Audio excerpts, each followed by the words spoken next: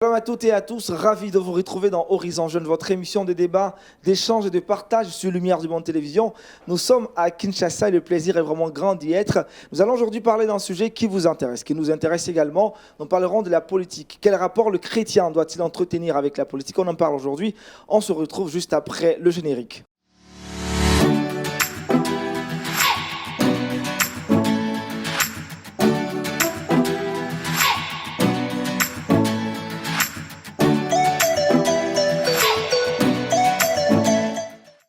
Retour sur le plateau de Horizon Jeune. Je l'ai dit dans mes propos liminaires, nous parlerons aujourd'hui de la politique. Quel rapport le chrétien doit-il entretenir avec la politique? Sur ce plateau, j'ai 4 invités qui ont répondu fraternellement à mon invitation. Monsieur Zachary Mikobi, président de la Ligue des jeunes du regroupement politique RA et Alliés. Shalom. Shalom. Vous allez bien? Très bien, merci. Alors, comment se comporte votre mouvement, votre regroupement? Oui, ça va, ça va. C'est vrai que nous venons des élections ces élections nous ont carrément pris beaucoup de temps, mais je pense que petit à petit, en attendant, je dirais, les négociations bien sûr politiques, mais tout avance bien. D'accord. Et au-delà de cela, l'Église, vous êtes aussi actif, vous faites partie de la chorale. Oh, voilà. Gloire à Jésus-Christ. Deuxième invité, M. Dick Undjoli, il est instrumentiste. Shalom. Shalom. Vous allez bien? Oui, très bien par la grâce. Gloire à Jésus-Christ. Troisième invité, M. Johan Lokanga, il est gérant de société, mais aussi serviteur de Dieu. Shalom. Bonjour mon frère. Vous allez bien? Très bien. Très bien. Gloire à Jésus-Christ. En tout cas, on est très heureux de vous avoir. Merci. Et puis enfin, dernier invité, M. José Adolphe Voto, enseignant, professeur d'université, encadreur de jeunes dans son église. Shalom. Shalom. Vous allez bien? Très bien. Merci d'avoir répondu à notre invitation. Avec eux, nous parlerons de la politique, commençant par la généralité. Monsieur Zachary, dites-moi, c'est quoi la politique pour vous? La politique, c'est juste, je dirais, la gestion des affaires de la cité. Voilà. Et c'est un mot qui provient bien sûr de la Grèce, politikos, un mot grec. Et en gros, on peut aussi dire c'est toutes ces décisions qui dirigent, c'est-à-dire la vie d'une cité. Alors, à l'époque, on parlait de la cité, mais en gros, on parle de l'État, de la société. D'accord. Voilà. Monsieur Voto, et vous, comment vous appréhendez la politique? Non, je crois qu'il a dit l'essentiel, c'est l'art de gérer la cité, on dirait mieux l'art de gérer la communauté, le pays, c'est l'activité des décideurs. D'où vient la politique alors? Non, mais la politique a toujours existé, hein, c'est peut-être formalisé, on peut dire là en tant qu'art, mais on peut dire en tant que science, mais en tant qu'art, ça a toujours existé. Toute communauté s'est toujours organisée pour survivre. Donc c'est ça la politique. Donc même dans nos villages, lorsque le chef du village prend des décisions, a un groupe de conseillers autour de lui, oriente les activités du village, c'est déjà la politique. D'accord. Alors avec Johan, où est-ce qu'on retrouve la politique? Est-ce que la politique existe dans tous les domaines? Oui, je pense que la politique existe dans tous les domaines. Parce que comme mes frères l'ont dit, c'est l'art de gérer la société, de gérer une communauté. Et partout, il y a des individus, il y a de la politique. Je pense que même au sein d'une famille, il y a de la politique parce qu'il faut gérer les différentes susceptibilités, les différentes personnes, organiser pour aller de l'avant. Il faut que les choses soient organisées. Donc la politique, je pense qu'elle est partout. D'accord. Dites-vous comment vous conservez la politique? Oui, pareil, comme les frères viennent de dire, la politique, ça a été déjà existé dès le commencement, si je peux dire, et jusqu'à nos jours ici. Donc voilà. D'accord. Alors la politique, on en parle, la gestion de la cité, on l'a dit tout à l'heure. Alors Monsieur Voto, dites-moi, quels sont les rôles ou le rôle principal de la politique ou les rôles déterminants de la politique? Bon, si on peut dire la politique stricte sensu, c'est ce que font les décideurs. Les décideurs, il faut faire la part des choses entre le citoyen, qui est le commun du mortel, et ceux qui gouvernent. Alors, lorsqu'on parle de politique, c'est davantage ceux qui gouvernent. Le citoyen, on a évoqué la Grèce antique aujourd'hui, ici, c'est-à-dire que depuis toujours, on s'est rendu compte que quand la structure est petite comme dans un village, tout le monde peut venir dans la place publique du village et donner son point de vue. Mais lorsque ça devient une grande ville, ça devient toute une république, c'est difficile d'associer tout le monde. Alors, les uns délèguent leur pouvoir de décision aux autres. C'est ça qu'on appelle les élections. Les citoyens disent, OK, comme moi, tout le monde ne peut pas être au Parlement, tout le monde ne peut pas être au gouvernement, on délègue le pouvoir par les élections à un groupe d'individus qui doivent décider à notre place. Voilà, c'est ça. Donc, il y a un gouvernement, il y a d'abord un parlement qui légifère, il y a un gouvernement qui exécute les décisions du parlement. Et davantage, ce sont ceux qui sont au gouvernement qui ont l'effectivité du pouvoir, pour le dire, même si les autres ont le pouvoir aussi. Et à part la justice, qui est le troisième pôle, et c'est le gouvernement qui porte la politique. Ce sont ces gens-là qui décident à la place des autres de l'avenir de la société, qu'est-ce qu'on doit faire pour que la société puisse aller de l'avant, pour sécuriser les autres, pour tenir l'économie, pour construire les infrastructures, pour garantir la liberté des uns des autres, le droit des uns des autres. Voilà, c'est ça, ces activités-là. D'accord, il a parlé de quelques acteurs de la politique. Et vous, Johan, est-ce que vous pouvez citer d'autres personnes qui font partie de la politique, les acteurs potentiels de la politique? Bon, souvent, on voit déjà premièrement le chef de l'État, Chef de l'État. qui est la première autorité dans un pays. Il y a le gouvernement, les députés, en fait, toute personne qui exerce un pouvoir politique. On les appelle communément les politiciens. Donc voilà, je pense peut-être aussi dans nos villages, on a des chefs coutumiers ou des anciens qui dirigent aussi le village. Je ne sais pas si on les considère comme des acteurs politiques, mais en tout cas, ils ont une fonction ou un rôle politique. Est-ce qu'on peut les appeler politiciens? Ces chefs Non, du village, je les pense- notables dans nos localités? Je ne pense pas rurales? qu'on puisse les appeler politiciens. Je pense que c'est différent. Ils ont une fonction politique, mais on ne parle pas d'eux en tant que politiciens, en tout cas selon moi. D'accord, Zachary, vous, comment vous voyez, à quel moment on parle de politiciens? À qui attribue-t-on la fonction de politicien? Pour moi, je pense qu'un politicien, c'est quelqu'un qui fait de la politique son métier en premier. Et aussi, comme on a dit, c'est l'art de gérer les affaires de la cité. Donc du coup, mais pour moi, c'est juste au-delà de faire de son métier la politique. Aujourd'hui, nous avons toutes ces personnes qui, je dirais, peut-être qui dans leur destinée n'étaient pas censées être politiciens, mais qui entrent dans la politique.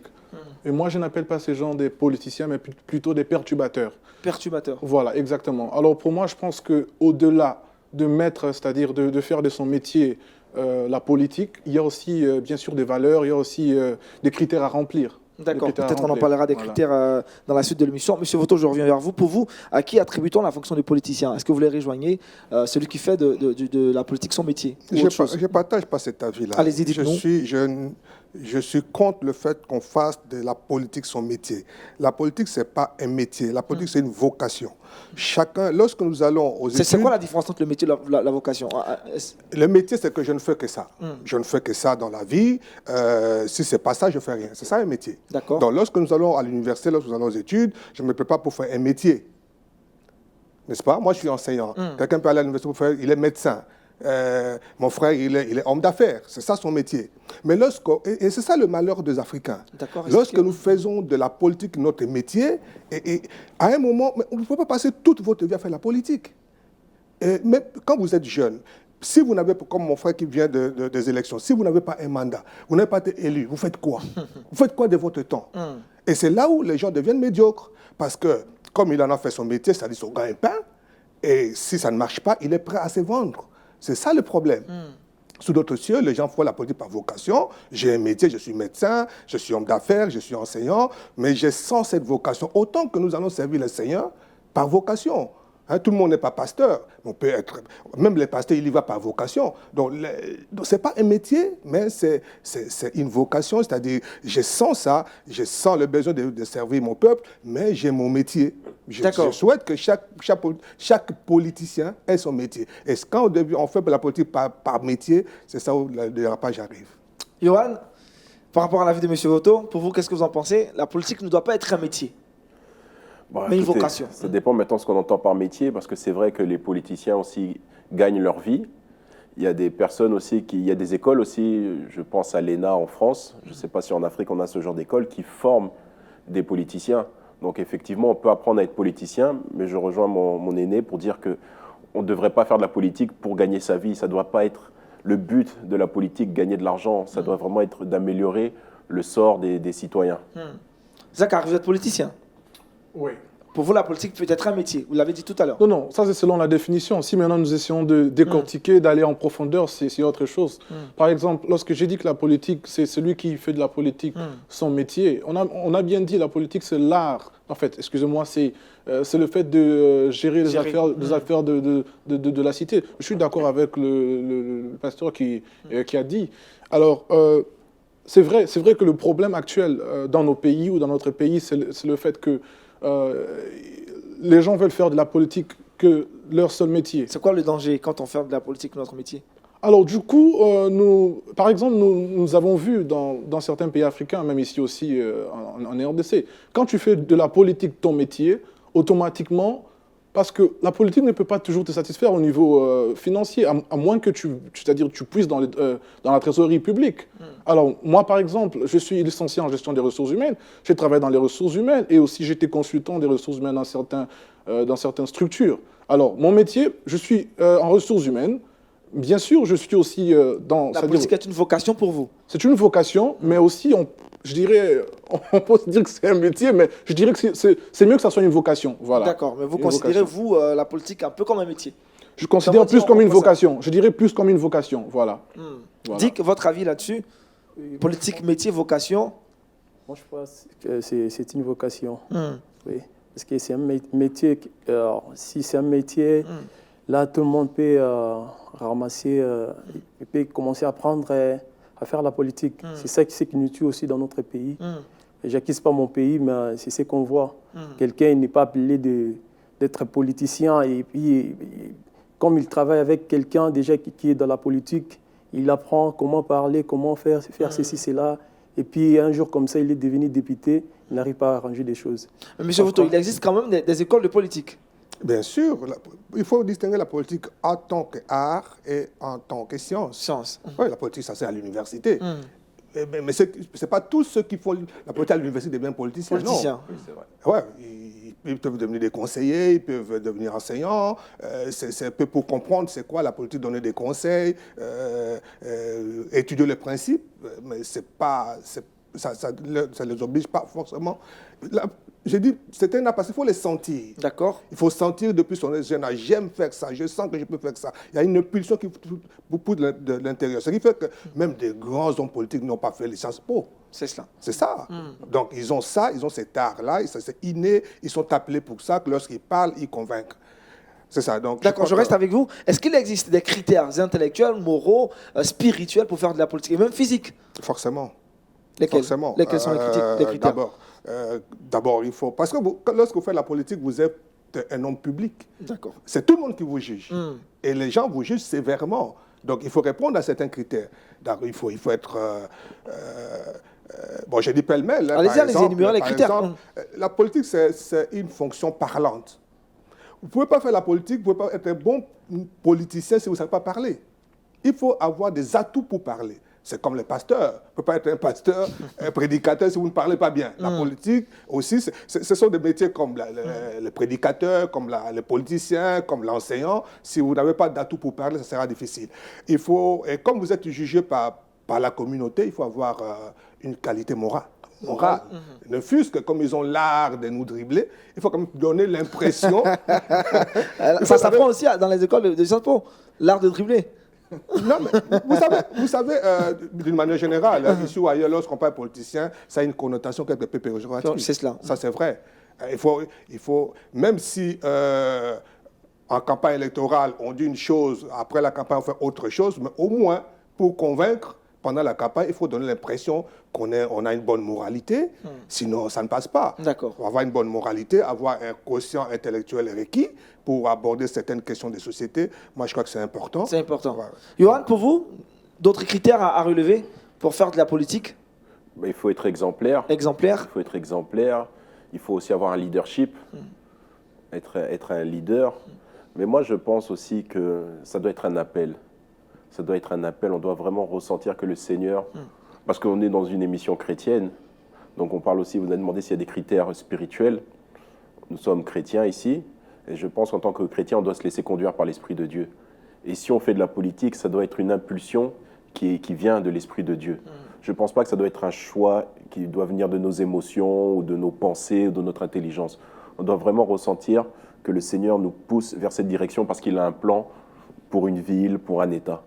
Voilà ce que Zacharie, à propos des critères aussi, d'autres critères à relever? À propos des critères, comme ils ont déjà dit, le critère intellectuel, bien sûr, il faut savoir ce qu'on dit, il faut savoir comment dire ces choses-là.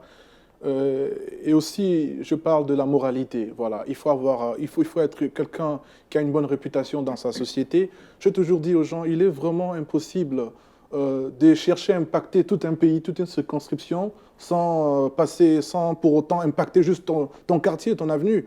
On reconnaît un leader par sa façon de vivre, par sa façon de vivre dans son quartier avec ses voisins. C'est vrai, on ne te demande pas de prendre un pot, de manger ou de dîner avec tes voisins, mais ta façon de vivre dans le quartier, c'est là qu'on sent que tu es vraiment un leader. Alors, pour moi, je t'ai toujours dit, même durant ma campagne électorale, d'abord, si je vous raconte comment est-ce que je suis devenu candidat, c'est compliqué. C'est compliqué parce que moi, en gros, je suis conférencier en motivation, je travaille beaucoup avec les jeunes, même depuis que je suis en Angleterre. Je travaille beaucoup avec les jeunes, je les motive, je fais un peu du life coaching, je ne sais pas si tu connais. Si. Alors du coup, j'ai eu à travailler avec certaines structures. C'est là que naît votre désir pour la politique, votre passion pour la politique. Voilà, en fait, c'est là que les jeunes, voilà, les jeunes, et aussi on juge bon c'est-à-dire que je puisse me présenter. Bien sûr, c'est vrai que c'était dans mon plan, bien sûr, c'est-à-dire de représenter, de défendre les intérêts des jeunes comme moi, bien sûr, et aussi des personnes de ma circonscription au niveau du Parlement. Alors, donc pour vous, l'un des critères essentiels, être exemplaire. Être un témoignage. Exactement, être un témoignage. Voilà. Alors, Dick, quand est-ce qu'on parle de bonne ou de mauvaise politique? Et à qui revient le droit de dire que ceci est bon ou mauvais? Bon, les bonnes politiques, c'est comme on dit déjà ici, c'est pour diriger les personnes ou diriger un pays ou diriger les gens, il faut être un modèle. Il faut être un modèle. En fait, il faut que ça soit quelque chose déjà que vous ressentez, à mettre les gens à l'aise, quoi. À mettre les gens à l'aise. Et puis, je veux dire, les gens qui prennent à diriger les gens peut-être par plaisanterie ou par quelque chose, ou soit en fait, avant, il n'avait pas ça avant, et puis il apprend ça, il va tâtonner toujours. D'accord.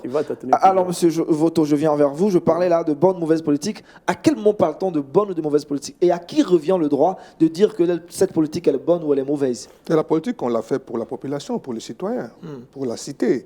C'est vrai que la cité est subdivisée en deux catégories. Il y a la population qui attend et il y a les dirigeants. Alors, lorsque vous vous donnez les devoirs, vous sentez que moi, je peux diriger ces gens, je peux les amener quelque part, c'est répondre à leurs besoins. Et la population a ses attentes. Donc, c'est à cette population de juger si c'est une bonne politique ou une mauvaise politique, selon ce qu'ils vivent, selon ce qu'ils ressentent. Donc, lorsque vous écoutez les hommes politiques parler de leurs projets de société, mais c'est extraordinaire. C'est tout le monde qui a toujours un bon projet. Et les gens adhèrent. Mais non, c'est pourquoi je parlais d'avant la campagne et après la campagne. Avant la campagne, tout le monde a un beau discours, tout le monde est beau, tout le monde est gentil, tout le monde a des belles idées. Mais c'est après la campagne, après le mandat, qu'on se rend compte que non, il nous avait trompés, il n'a rien fait, soit c'est un détourneur, soit c'est un incapable. On peut être aussi, on ne peut pas être voleur, mais on est incapable, parce que ça arrive souvent aussi. On a des belles idées, mais on est incapable de traduire cela. Mais il y a aussi des démagogues, mais il y a aussi ceux qui traduisent leurs idées en actes et qui peut même me surprendre, aller au-delà. C'est alors que cette population peut dire, voilà, ça c'est... Donc pour vous, c'est la population qui juge? La population. Ouais. Johan, à propos, de qui juge de la bonne ou de la mauvaise politique d'un pays ou d'une société? À part le peuple, est-ce qu'il y a d'autres acteurs? Bien sûr, la population, mais je pense aussi que les hommes de Dieu peuvent avoir un avis. Parce que je crois que quand on gère une société, bien sûr, on veut améliorer les conditions de vie des citoyens. Mais je crois, nous, en tant que chrétiens, notre premier but, ça doit être d'emmener les gens à Christ. Et peut-être que quand un leader se comporte de la bonne manière, les gens vont l'approcher et savoir, mais qu'est-ce qu'il fait? Pourquoi est-il différent? Pourquoi il gère la société peut-être sans rentrer dans la corruption, sans vouloir manipuler, magouiller? C'est que c'est un enfant de Dieu, certainement. Donc, donner aussi envie aux autres, peut-être de connaître ce Dieu-là et de servir ce Dieu-là. Donc, pour voir après le peuple, les leaders, les pasteurs, les chrétiens ont aussi le mot à dire par rapport à la politique d'un pays. Oui, je pense que oui. Zacharie, vous partagez cet avis? Oui, bien sûr, parce que même dans la Bible, nous avons vu, je dirais, l'Église où les chrétiens avaient un avis sur la politique.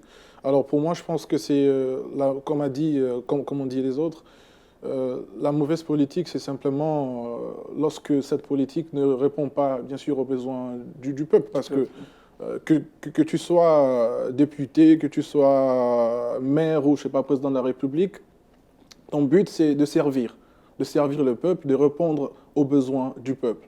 Alors, la mauvaise politique, c'est ça, et la bonne politique, c'est le contraire. C'est le contraire.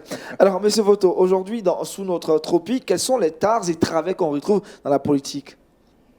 La démagogie, c'est-à-dire que, vous savez, on est dans... Bon, moi, je suis chrétien. Les amis ont dit que les pasteurs, les chrétiens pouvaient juger de la politique, ils peuvent juger de leur point de vue. Mais les sociétés aujourd'hui, ce n'est pas des sociétés théocratiques. C'est des sociétés, pour la plupart, la tendance, c'est la démocratie, même si la démocratie, là, pour nous, la plupart des pays, c'est que de non. Mais c'est ça l'idéal, la démocratie. Et là, c'est le peuple qui est mis en exergue. Alors... vous parlez des tares et travers. Vous avez parlé de la démagogie. C'est que parfois, les gens tiennent un discours avant. Ben, pour souvent, c'est des humains. Il y en a qui sont sincères. Qui sont sincères, qui sentent une impulsion, je veux faire ça. Vous savez, il faut dire aussi que même si nous parlons de vocation, il y a des gens qui font la politique par révolte. Par révolte? Ouais. C'est-à-dire qu'il a vécu des injustices, il est témoin des injustices, il dit non, ça ne peut pas continuer, et par révolte. Et c'est aussi une bonne raison de faire la politique? Je crois que c'est une bonne raison, c'est une bonne motivation. D'accord, on va certainement quelqu'un qui fait la parler. politique par révolte, c'est une très bonne motivation. C'est-à-dire que ça serait illogique qu'il est choqué par l'injustice, puis il est choqué par l'incapacité des gouvernants, et il s'y met pour faire la même chose que les autres. Donc il sera motivé pour faire autre chose que ce que les autres font. Alors, on peut y aller par révolte, on peut y aller parce qu'on a l'intention de faire quelque chose, mais on est incapable. Parce qu'on n'a pas été préparé. Voyez-vous, ce n'est pas évident de diriger les gens. Ce n'est pas évident. Il ne suffit pas de le vouloir, mais il faut le pouvoir. Il faut le pouvoir. Voilà. Et en plus, mais on peut être mal intentionné. Il y a des gens qui sont foncièrement mal intentionnés. Malheureusement, dans notre société, ça existe. Où ils se disent, ah, si je fais ça, je crois que je pourrais arriver, je peux faire beaucoup d'argent. Si je passe à la télé, on peut me voir, et puis je pourrais me positionner. Et si je vais là-bas, je crois que j'aurai beaucoup d'argent. Parce que on croit que le métier, entre guillemets, qui paie aujourd'hui, c'est la politique. Si je veux faire les affaires, je vais attendre 10 ans pour voir que ça puisse fructifier. Si je suis employé, après combien de temps je pourrais m'acheter une maison, alors que je vis des gens qui sont dans la politique. Ils sont dans la politique, je l'ai vu, seulement j'étais avec lui, il trimait comme moi, et 5 ans après, voilà, maintenant il a une maison en Europe, il a des bagnoles. Alors moi aussi, je m'y mets. Donc, on est mal intentionné. Et c'est à ce moment-là que les travers arrivent. Avec Johan, qui certainement aussi a des tares et travers à relever dans la politique qu'on a aujourd'hui en Afrique. Bien sûr, il y a de la manipulation des masses. On peut parler aussi parfois d'incitation à la haine contre un adversaire, des fois même contre une autre ethnie, parce que la politique en Afrique, souvent, elle est ethnicisée. La corruption, il y a beaucoup de corruption, que ce soit pour acquérir un poste ou une fois même qu'on est en position, des détournements des fonds publics. Donc voilà, toutes ces antivaleurs, en fait, où les gens veulent accéder au pouvoir pour s'enrichir, et ils sont prêts à toutes sortes d'antivaleurs pour non seulement être au pouvoir, pour y rester, et pour se remplir les poches aussi. D'accord. On va maintenant jeter nos regards dans la Bible avec Zacharie. Dites-moi, quels sont les faits bibliques qui relèvent de la politique? Par exemple, nous avons déjà, depuis la naissance de Jésus, où il fallait qu'on puisse... je dirais, on a demandé qu'il fallait qu'on puisse tuer tous les bébés qui étaient nés. Et je vais aller vite fait. Et aussi, bien sûr, avant que Jésus soit crucifié, il a été condamné. Il a été condamné. Et là, vous voyez que Pilate, bien sûr, qui n'était pas d'accord, qui ne voyait pas la faute. Que pour lui, Jésus n'était pas coupable. Vous comprenez bien, là, nous avons Pilate, nous avons le peuple qui crie, le peuple qui veut qu'on puisse crucifier Jésus pour une raison qui est d'ailleurs fausse. Alors là, nous avons le peuple, nous avons Pilate, qui est comme un politicien, c'est un décideur, il gère les affaires de la cité, en quelque sorte. Alors je pense qu'il y a plusieurs faits qui relèvent de la politique. Voilà, qui relèvent de la politique dans la Bible. Monsieur Voto, des faits bibliques qui relèvent de la politique, d'autres faits? Non, les faits, on en parlerait sans en finir. La Bible, comme les autres livres sacrés, comme le Torah, comme le Coran, ce sont des livres hautement spirituels, mais aussi des Bibles hautement politiques. Toutes les lois de la démocratie moderne aujourd'hui sont fondées sur ces livres sacrés. Les musulmans ne s'en cachent pas. Pour eux, le Coran, c'est une constitution. Hein, tous ces extrémistes, pour eux, le Coran, c'est le Coran qui dirige la cité.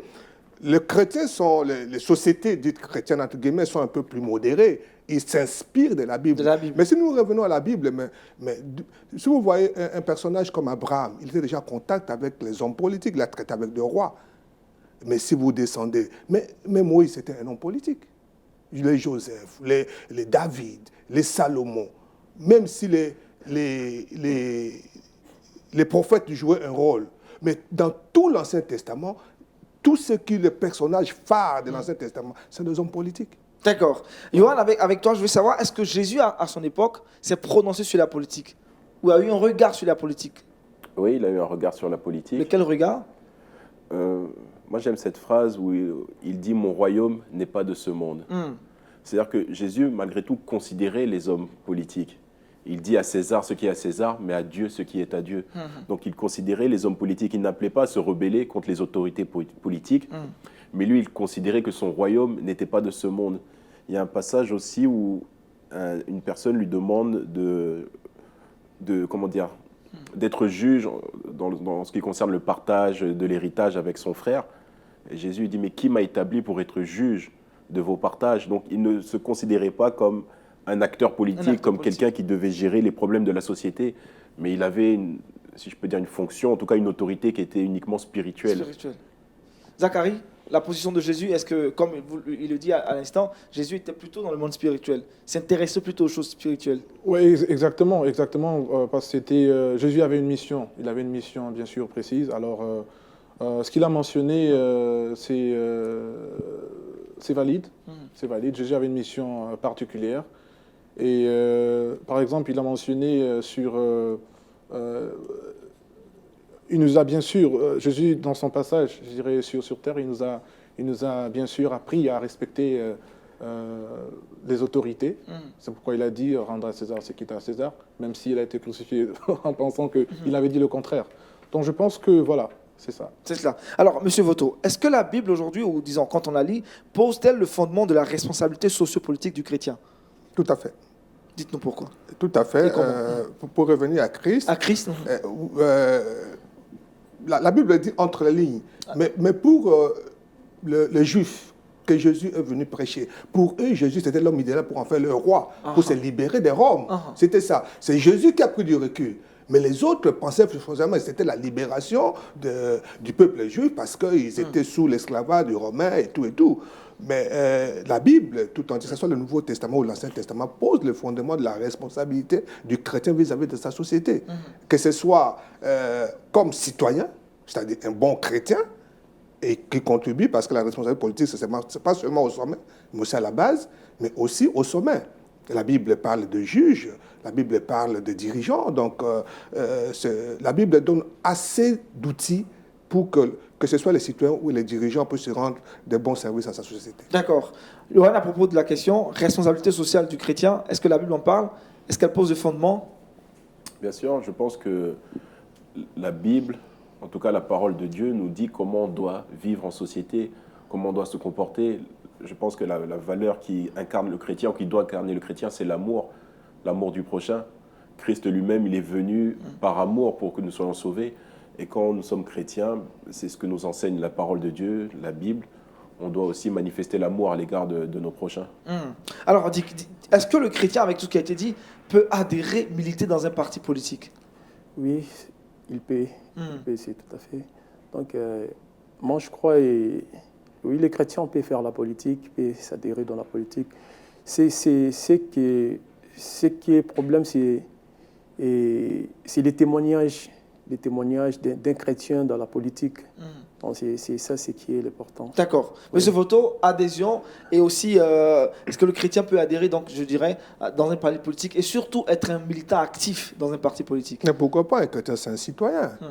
Si vous n'adhérez pas à un parti politique, c'est comme dit le dicton qui dit, si vous ne vous occupez pas de la politique s'occupera de vous. Ça sert à quoi de rester à distance et finalement, vous êtes devant la télé, vous êtes énervé, vous commencez à parler alors que vous ne prenez pas part. Donc, que ce soit comme citoyen, les chrétiens sont appelés à voter, les chrétiens est appelé à participer activement pour avoir des bons dirigeants, pour avoir des bonnes lois, pour avoir de bons projets, pour que la société aille de l'avant, non seulement en tant que citoyen, mais en tant que dirigeant, ceux qui en ont la capacité, comme mon frère ici. Et moi, je dis, il n'y a que les chrétiens qui peuvent être de bons politiciens. Que des chrétiens. Oui, parce que au moins, parce que la réalité, lui, il est dans un parti politique, il sait de quoi je parle. La réalité, c'est que parfois, entre le discours et les faits, il y a un creux, parce que là, devant l'argent, on doit décider est-ce qu'on prend ou on ne prend pas.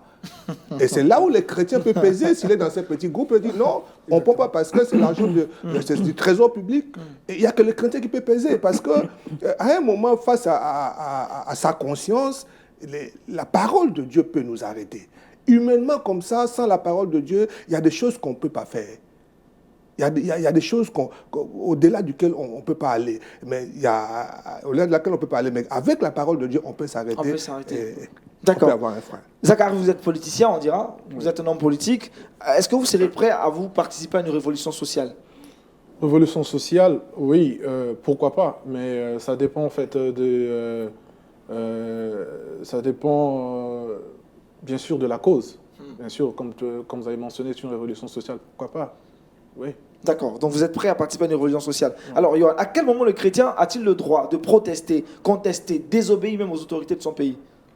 Moi, je pense que, en tant que chrétien, on doit être fidèle à la parole de Dieu. S'il y a peut-être une loi ou une action qui nous est demandée qui va à l'encontre de la parole de Dieu, moi, je crois que le chrétien a le droit, même le devoir, de s'y opposer. Le chrétien ne doit jamais, être en faveur de l'injustice ou des choses qui sont... Ça peut arriver dans un pays, je ne sais pas, par exemple, je vois à l'époque peut-être de la Shoah, on demandait aux gens de dénoncer les Juifs, c'est un exemple.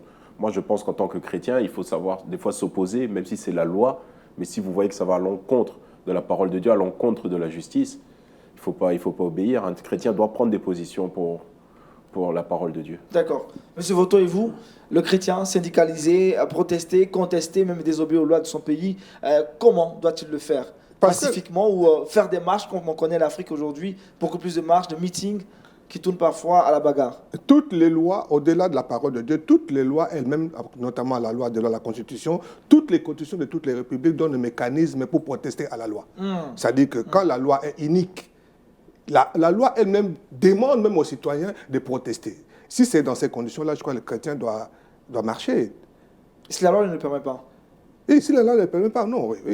Mais si la loi le permet, par exemple, pour parler du Congo, nous sommes à Kinshasa, la loi elle-même demande que si quelqu'un prend le pouvoir par la force de façon inconstitutionnelle, les citoyens ont le devoir de protester et de le faire partir. Ça, c'est la loi. Mais comment? Par la violence ou bien par quoi? Mais puisque la personne est venue par la violence prendre le pouvoir. Est-ce que le chrétien doit s'engager dans cette violence aussi? C'est la question que je pose. Mais pourquoi pas? Est-ce que cette violence est permise par la Bible? Je donne un exemple. Je pose une autre question. Est-ce qu'un chrétien peut être militaire? Est-ce qu'il peut tuer au front pour défendre son pays? C'est ça la question. Est-ce qu'un chrétien peut tuer quelqu'un au front en tant que militaire? C'est ça la question. Vous répondez par une question. Yohan, qu'est-ce qu'il faut faire là? Est-ce que le chrétien peut protester? On parle maintenant de violence si celui qui peut-être est au pouvoir est là par abus. Moi, je ne pense pas. Mon avis, je ne pense pas qu'un chrétien doive pratiquer la violence pour faire passer ses idées. Bien sûr, c'est vrai que dans le cas qu'il a donné, être militaire, c'est un cas qui est peut-être différent, qui est assez différent, je pense, parce que vous êtes au front, c'est un métier. Mais je ne pense pas qu'un chrétien a le droit ou doit peut-être pratiquer la violence. Il doit prendre la voie pacifique. La voie pacifique, s'en remettre à Dieu. Moi, j'ai appris à faire confiance à Dieu dans toute chose. Et il est capable de nous donner justice. Si on regarde peut-être à l'époque de Moïse, il a fait sortir le peuple d'Israël qui subissait l'injustice, mais à aucun moment il a appelé à la violence. Vu que c'était le plan de Dieu, ça s'est fait pacifiquement. Et malgré que Pharaon et ses troupes ont essayé de le poursuivre, on sait comment ils ont fini dans la mer, parce que c'était le plan de Dieu. Et si vous êtes dans le plan de Dieu, Dieu est assez puissant pour nous faire justice. Pour vous, la violence n'est pas la bonne voie? Je ne pense pas que la violence soit la bonne voie. Zachary, violence ou pas? Quand le schéma s'y prête? Mais je pense que, je dirais, c'est-à-dire on ne va pas d'abord penser à la violence. Ce n'est pas, je dirais, la première décision à prendre. Mais nous avons vu David. David, c'était un guerrier. Nous avons lu, bien sûr, dans 1 Samuel ce qu'il a fait. Alors moi, je pense, comme a dit... Monsieur Voto. Oui. Si la voie pacifique ne marche pas, ben on passe à l'étape suivante. C'est quoi ton avis On à change de propos? vitesse. Violence ou pas, même si tout nous contraint à aller vers la violence. Oui, moi je crois qu'on est des chrétiens. La Bible dit, la Bible nous recommande d'être soumise à nos dirigeants, même ceux qui sont caractère dur. Même, je peux aller au-delà, même ceux qui nous maltraitent, de faire confiance au Seigneur. Oui. Moi, je pense que la voie de la violence, c'est pas la bonne voie. bien, oui, la bonne voie pour les chrétiens. Monsieur Voto, Adolphe, on vous prend un contre-pied. Je dis, dans la mesure où la loi ouvre cette brèche-là, la loi, par exemple, au Congo... Est-ce que la loi peut emmener le peuple à révolter par la violence, par tout ça? Oui, la Constitution congolaise dit ceci. On arrive au pouvoir par les élections. Par les élections. Si quelqu'un prend le pouvoir par la force, coup d'État, par exemple, voilà, et le peuple doit le contraindre. Il n'a pas le droit de prendre le pouvoir par la force. À ce moment-là, le peuple a le droit de rentrer dans la rue, réclamer. Est-ce que le chrétien ne doit pas utiliser à cet instant la prière? Est-ce que c'est nécessaire de prendre la violence? C'est pas incompatible. Nous prions. Donc pour vous, la prière a une limite? Non. Les actions vont ensemble avec la prière. Sinon, on est nonchalant, on est naïf. Il ne faut pas être des chrétiens naïfs.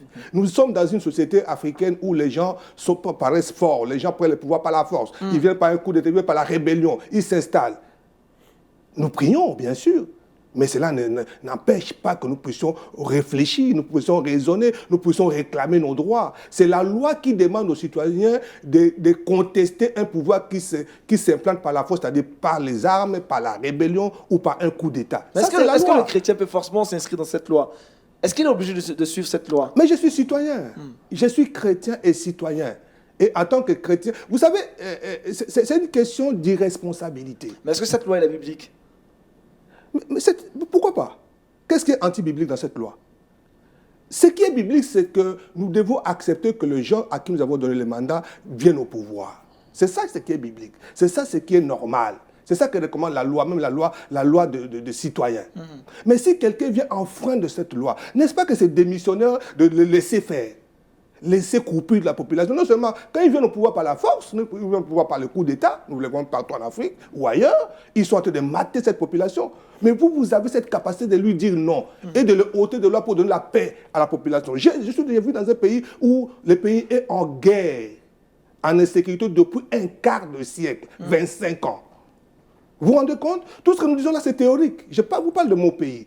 On parle d'irresponsabilité, d'inaction du chrétien. Le chrétien devient démissionnaire. Excusez-moi pour formuler la question. On parle de ce qu'il vient de dire à l'instant. Est-ce que le chrétien, la violence pour lui, elle est justifiable quand la loi le permet et surtout quand il y a des abus? Vous êtes plutôt dans la voie pacifique jusqu'à ce jour? Oui, je ne dis pas qu'on doit tout accepter. Bien sûr qu'on peut être appelé et un chrétien doit prendre des positions. Mais je ne pense pas que la violence soit une solution. Je voudrais prendre l'exemple de Jésus. Allez-y, prenez l'exemple. Qui aurait pu aussi se défendre. D'ailleurs, on voit quand il a été arrêté, Pierre a coupé l'oreille du soldat. Mais qu'est-ce que Jésus a fait? Il l'a guéri et il l'a arrêté. Il a empêché ses apôtres, ses disciples de se battre contre ceux qui venaient l'arrêter. Il dit même qu'il aurait pu appeler des anges pour le défendre. C'est-à-dire qu'il était là face à une injustice. Mais il l'a accepté parce qu'il savait peut-être la mission qu'il avait, et il savait que des gens allaient avoir la vie à travers ce sacrifice. Et comment le Seigneur, des fois, peut permettre une injustice, peut permettre aussi qu'un dirigeant qui ne soit pas légitime prenne le pouvoir. Bien sûr que dans la chair, c'est quelque chose qui gêne, qui fait mal, qui dérange, parce qu'on n'est pas content avec la manière dont les choses sont gérées. Mais maintenant, le Seigneur peut permettre une injustice parce qu'il a un plan. Et moi, je pense même en ce qui concerne le Congo, bien sûr qu'il y a beaucoup d'injustices. Mais certainement, le Seigneur a un plan pour ce pays. Il a un plan, il veut relever ce pays, il veut peut-être, à travers cette injustice, que le peuple congolais le recherche et qu'il apprenne à lui faire confiance. Donc je suis catégorique. Pour moi, la violence n'est pas une solution, mais je pense quand même qu'un chrétien est appelé à prendre position. Zacharie, prendre position par la voie pacifique. Oui, comme je pense que j'ai déjà mentionné, c'est pas, en tant que chrétien, ce n'est pas la violence qui nous saute dans la tête, bien sûr. C'est d'abord essayer de prendre la voie pacifique. Moïse avait négocié avec Pharaon. Laisse-nous partir, laisse-nous partir, laisse-nous partir, laisse-nous partir. Bien sûr, bien que Dieu avait déjà prévenu à Moïse que c'est moi qui vais endurcir son cœur. Alors nous comprenons tout, comme a dit monsieur Voto, tout est dans la Bible. tout est dans la Bible, mais les chrétiens, nous devons apprendre une chose. Arrêtons d'être lâches.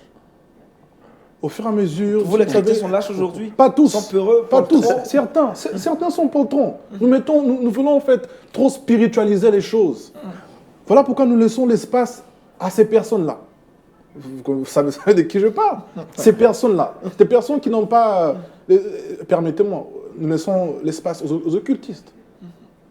Est-ce que nous ne pouvons pas avoir des chrétiens, vraiment chrétiens? Pour vous, la solution, c'est quoi? C'est que les chrétiens créent leur parti politique et militent dans ces partis politiques? Non, ce n'est pas question que les chrétiens peuvent créer un parti politique. Mais vous savez, un parti politique, je dirais...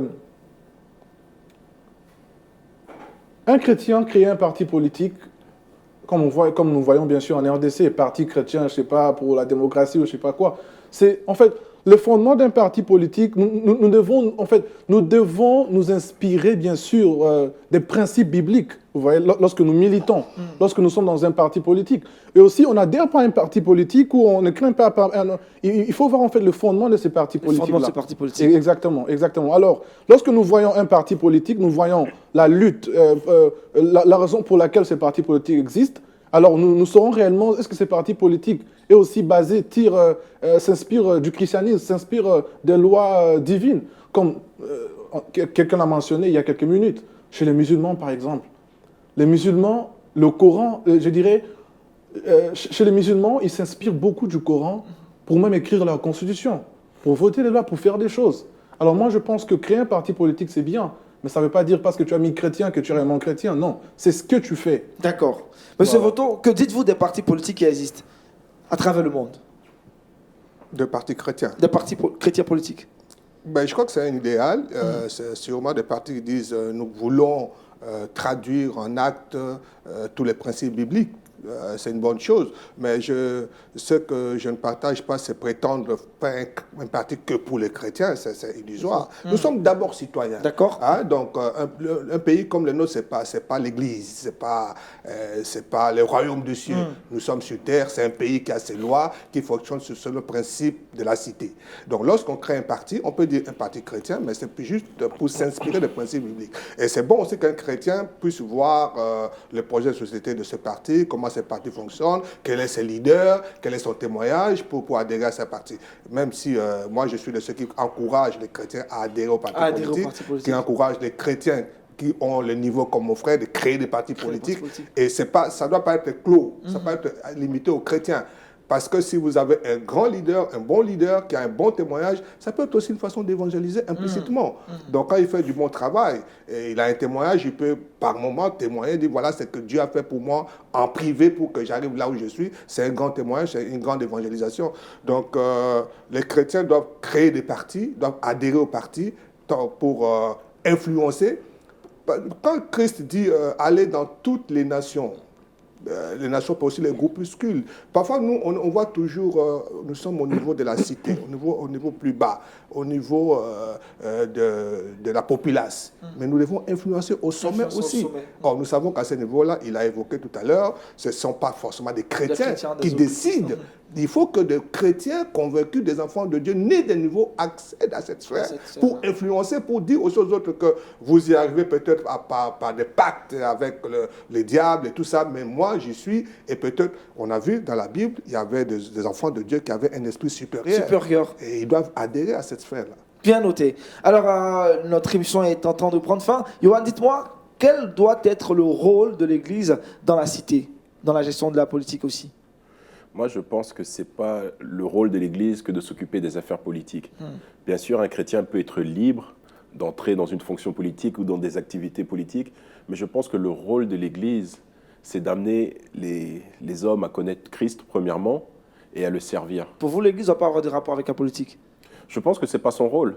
Je ne dis pas maintenant qu'une personne, un chrétien, ne peut pas avoir des activités politiques, mais je pense que le rôle de l'Église est un rôle spirituel. Il a le but, le devoir, premièrement, de convertir des âmes et ensuite de construire le royaume de Dieu sur terre. Un royaume qui est spirituel, mais pas d'entrer dans des débats politiques. Je ne pense pas que ce soit le rôle de l'Église. D'accord. Zacharie, est-ce que l'Église doit prendre position face à certaines choses qui se passent dans les cités? Est-ce que l'Église doit avoir un rapport avec la politique? C'est vrai que Le premier rôle de l'Église, ce n'est pas d'abord la politique, mais ça dépend des circonstances. Nous avons des circonstances où l'Église doit jouer un rôle de médiation, vous voyez, pour arriver à un compromis. Vous savez, même depuis des années, surtout l'Église catholique a toujours, bien sûr, a toujours influencé la politique de plusieurs pays d'ailleurs, de ce monde d'ailleurs. Alors je pense que le premier rôle de l'Église, ce n'est pas bien sûr la politique. D'ailleurs, même dans l'Église, il y a la politique d'ailleurs. Mais quand nous parlons de la gestion de l'État, de la cité, c'est-à-dire la gestion d'un pays, l'Église peut aussi jouer un rôle, mais je parle plus du rôle de médiation. De médiation. Voilà, être au milieu du village. Dick, l'Église et la politique? Oui, pareil comme mes frères viennent de dire, moi je crois le rôle de l'Église, le Christ lui-même, il nous a laissé le modèle, que l'Église doit s'adapter à ces modèles-là. L'Église du Seigneur doit pas avoir part à la politique. À la politique. À la politique. Le rôle de l'Église, c'est préparer les hommes au Seigneur. Et comme mon frère vient de dire, peut-être à la médiation, il peut se comporter, il peut travailler là, mais pas s'impliquer dans la politique. Monsieur Voto, à 100%, pas s'impliquer, pas se donner à tout moment à la politique. D'accord, c'est bien noté. Monsieur Voto, et vous, votre avis, l'Église et la politique, est-ce que l'Église doit prendre part active dans la politique? L'Église prend déjà une part active à la politique. Peut-être qu'on n'en est pas conscient. Lorsque l'Église prépare les âmes pour le royaume des cieux, c'est qu'on ne dit pas l'Église est en train de préparer des bons citoyens. C'est-à-dire qu'un homme qui est bien préparé, qui a écouté la parole, qui est sauvé, qui ne vole pas, qui ne triche pas, lorsqu'il est aux affaires, mais c'est un bon citoyen, c'est une bénédiction pour la société. Au-delà de ça, en cas de dérapage, l'Église a quand même l'obligation d'interpeller. Déjà, les prêches qu'on nous donne chaque dimanche, moi j'ai suivi une prédication dernièrement où un pasteur est en train d'interpeller les juges, parce que c'est un problème au Congo aujourd'hui, les juges. Il est en train de parler de cérémonie, les juges. C'est ça le rôle de l'Église. C'est le rôle de l'Église. L'Église doit interpeller les dirigeants, nous tous dirigeants, quand on va à l'Église, on est tous... Il n'y a qu'à l'Église où les pasteurs ont le pouvoir de regarder le président de la République, les députés, et leur dire des choses en face. Et si l'Église ne le dit pas, qui va le dire? Il n'y a que l'Église qui peut dire ça à ces gens-là. Parce que ces gens-là, au-dessus d'eux, il n'y a personne, il n'y a que Dieu. Et Dieu ne viendra pas leur parler. Donc il n'y a que l'Église, il n'y a que les pasteurs, il n'y a que les prêtres qui peuvent interpeller la conscience de ces gens-là. Et c'est ça la responsabilité de l'Église. Et si l'Église ne peut pas s'en occuper, il n'y a personne qui va s'en occuper. Et ça va se détériorer. Voilà qui est bien clair. Dernière question avant de refermer les portes de cette émission. Je l'ai dit d'entrée de jeu, nous sommes à Kinshasa en RDC. Et depuis quelque temps, le président de cette nation est chrétien, on dira. Alors vous, c'est quoi votre avis déjà sur le fait que votre président soit chrétien? C'est une bonne chose. Félix Tshisekedi. C'est une bonne chose qu'on ait un président chrétien. Moi, je ne milite pas pour un pays chrétien. C'est idéal, c'est vrai, mais si nous disons un pays chrétien, c'est-à-dire que même la minorité qui n'est pas chrétienne, on va les indisposer. Donc nous nous inspirons, à l'instar d'autres nations qui se sont inspirées de la parole de Dieu et qui ont été bénies. Et je crois qu'on peut s'inspirer de la parole de Dieu. Et c'est pourquoi les chrétiens doivent entrer dans toutes les sphères de décision. Il doit y avoir beaucoup de chrétiens au Parlement. De sorte que lorsqu'on veut voter une loi anti-biblique, il pèse. Mais si vous ne voulez pas faire la politique, lorsque d'ici peu, on va nous amener une loi pour légaliser l'homosexualité, qu'est-ce qu'on va faire? Puisque vous êtes minorité au Parlement, ça va passer. Parce que les autres, les francs-maçons, tous ces gens-là qui amènent ces modalités, ils s'infiltrent d'abord. Ils financent même les gens. Lorsqu'ils sont nombreux, ils influencent les lois. Donc c'est bon qu'on puisse avoir des chrétiens, non seulement comme au niveau de la présidence, mais au niveau du gouvernement, au niveau du Parlement, au niveau de toutes les sphères. Et comme ce sont des gens qui ont été le cœur, parce que le problème, c'est le problème de cœur, dont le cœur a été préparé, il peut prendre de bonnes décisions. Merci. Dick, et toi, c'est quoi tes sentiments de savoir que le président de la RDC est chrétien? Oui, c'est une bonne chose. Moi, je crois que c'est une bonne chose. C'est bien aussi d'avoir des chrétiens dans les différents partis politiques, dans les différentes sociétés, si je veux dire. Mais faire de l'Église, faire de politique dans l'Église, là, je ne suis pas d'accord. D'accord. Bikomi Zakari, votre président est chrétien. Vos sentiments, vos impressions? Je suis super content parce que il ne suffit pas de diriger. Vous savez, des fois, en tant que président, il y a une lourde charge. On essaye de plaire au peuple, comme Pilate, par exemple. Mais vous savez, c'est un plus, c'est un bonus lorsque le garant de la nation arrive à écouter aussi les pensées des dieux. C'est très important. Alors je pense avoir un président chrétien, non pas seulement chrétien de nom, mais chrétien aussi par ses actes, c'est très important. Vous savez, je dirais dans d'autres pays, en général dans le monde, nous arrivons à prendre des mauvaises décisions lorsque nous n'avons pas cette habilité-là d'écouter réellement la volonté de Dieu. Prenons l'exemple de Salomon.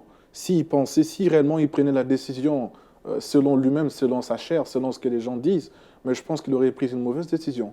Mais parce que la sagesse, je pense que la sagesse, la meilleure sagesse, c'est celle qui vient de Dieu. De Dieu. Alors je pense qu'avoir un président chrétien, c'est un bonus et ça promet pour la RDC.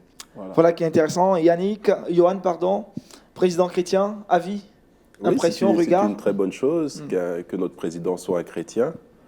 Maintenant, j'attends de voir quel sera le résultat. Non, premièrement, il est chef de l'État, le résultat de son mandat, voir l'amélioration dans la vie des Congolais, c'est ça qui est important. On a beaucoup de problèmes. Mon grand frère ici a parlé de la guerre. Il y a des choses qu'on doit arranger dans ce pays. Et c'est bien, c'est super qu'on ait un président chrétien, mais moi, j'attends de voir des résultats, de voir vraiment est-ce qu'il pourra diriger ce pays avec la sagesse de Dieu. C'est ce que j'espère et je crois que nous, en tant que chrétiens, on doit prier pour lui, pour qu'il puisse gérer ce pays avec la sagesse de Dieu. Merci.